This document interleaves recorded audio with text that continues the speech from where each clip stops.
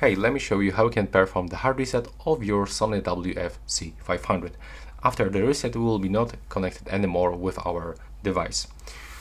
So on the left and the right earbud, you can find these indicators.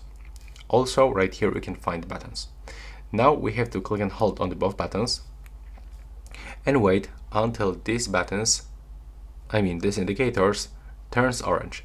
It will take around 10 to 15 seconds.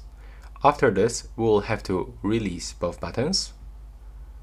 So keep holding, there we go. Now we have to release, and when they flash orange, just click and hold for around 5 to 10 seconds.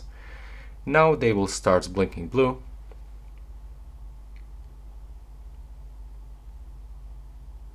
And now you can successfully release, and the reset is complete. As you can see right now, we are not connected anymore with our smartphone.